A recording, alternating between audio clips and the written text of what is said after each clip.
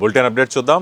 Medical కళాశాల ఏర్పాటుకు అన్ని అర్హతలు కలిగి ముఖ్యంగా 350 పడకలు కలిగిన జిల్లా ఆసుపత్రి ఉన్న ప్రొద్దుటూరు పట్టణాన్ని విస్మరించి నాటి వైసీపీ ప్రభుత్వం మెడికల్ కళాశాలను పులివెందుల్లో ఏర్పాటు చేశారని, ప్రొద్దుటూరులో మెడికల్ కళాశాల ఏర్పాటుపై ఎమ్మెల్యే నంద్యాల వరదరాజులరెడ్డి పలుమార్లు ముఖ్యమంత్రి నారా చంద్రబాబుకు టీడీపీ కార్యదర్శి నంద్యాల కొండారెడ్డి పేర్కొన్నారు.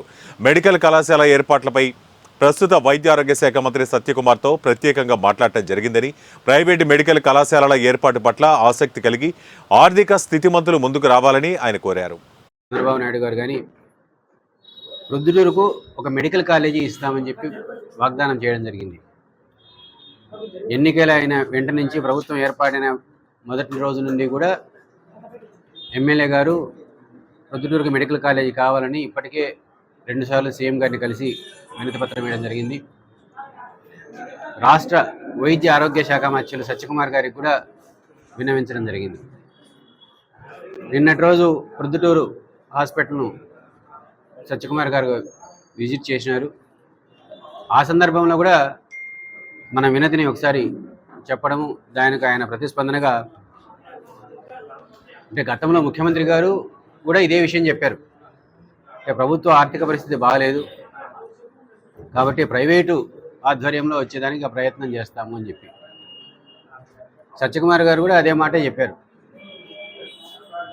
ప్రభుత్వం అంటే గత ప్రభుత్వం చేసిన తప్పుదేమో, యాక్చువల్గా ఈ పులివెందుల్లో పెట్టాల్సిన హాస్పిటల్ ప్రొద్దుటూరుకి యాప్ట్ అది. కానీ ప్రొద్దుటూరు ఆల్రెడీ 350 పడకల ఆసుపత్రి ఉండి ప్రభుత్వ మెడికల్ కాలేజీ పెట్టడానికి యోగ్యమై ఉన్నప్పటికీ ఆయన పులివెందులకు దాన్ని పులివెందులో ఉండేది 100 పడకల ఆసుపత్రి అయినా సరే దాన్ని అప్గ్రేడ్ చేసి దాన్ని ఇప్పటికి ఇంకా ఆడ 350 పడకల ఆసుపత్రి లేదు.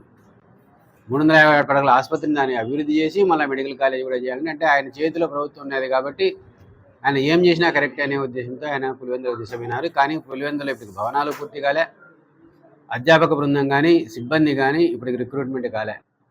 వస్తారనే నమ్మకం కూడా ప్రభుత్వ ఆధ్వర్యంలో లేదు. ఎందుకంటే అక్కడ చిన్న టౌన్, కడప జిల్లాలో కంపేర్ చేస్తే కడప జిల్లా డిస్ట్రిక్ట్ హెడ్ క్వార్టర్స్ తర్వాత ప్రొద్దుటూరే అన్నిటికీ యోగ్యమైన ప్రాంతం మెడికల్ కాలేజీ ఉండడానికి.